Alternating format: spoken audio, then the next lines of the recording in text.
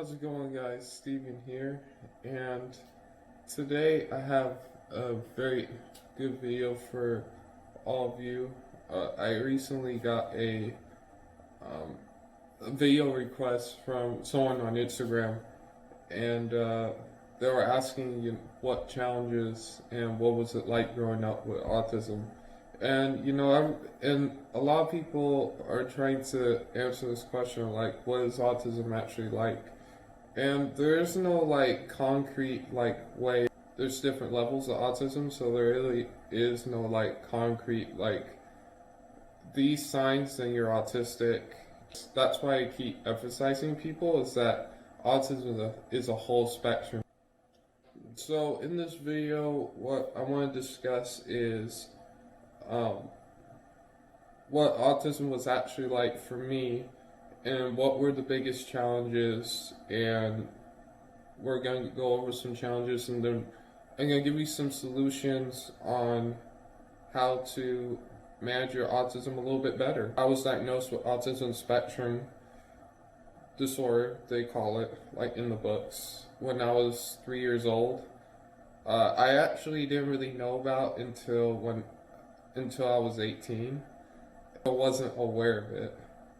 So a lot of the things I do, I wasn't aware of, sometimes, I still have this problem, but looking at people in the eye when I'm talking to them, or, being too close with people, were, a couple examples.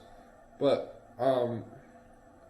now, it's I grew out a lot out of those things because I was able to a lot of exposure. Without that, I wouldn't be able to navigate through the world that I do now, and it's great that my parents gave that.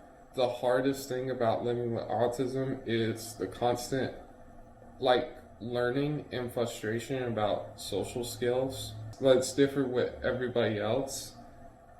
It's different with different people, if that makes sense. People have different needs.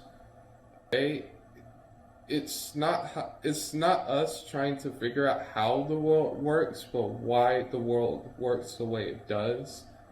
Being autistic, you have a different perspective of the world, and it's not accepted. But it's not accepted. It's not accepted because that's not how the world functions either. So when I'm in a stressful situation with people that are trying to figure out a solution to a difficult situation, sometimes I laugh.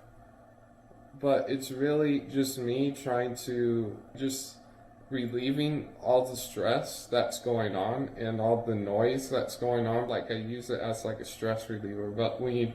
But most of the time people take it as oh, he's being rude. When I'm in a room with friends or something, and I just feel I'm not getting enough attention, I don't know how to get in a conversation, if that makes sense. It's another challenge is maintaining friendships. Maintaining friendships is very hard for me because I'm always very insecure about someone is my friend, and I always constantly need that affirmation because it's just very difficult for me to just believe that they're my friend. I have a fear every day, they don't want to be my friend for some reason, which is the most ridiculous thing because most people say, oh, we admire you so much, and you're very amazing, but it's I always need that affirmation, but I can never get that because it's who asks am I being a good friend to you? I'm saying? It's that's basically what I want to do, but that's not how it normally works. I don't really know how to build up the friendship.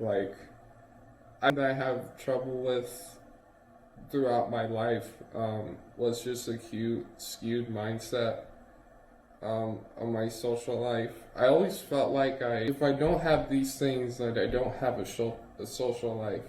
So I was always black and white thinking of what a social life should be like, and that's not the way it goes. And I social media to kind of skewed my mindset of what a social life should be.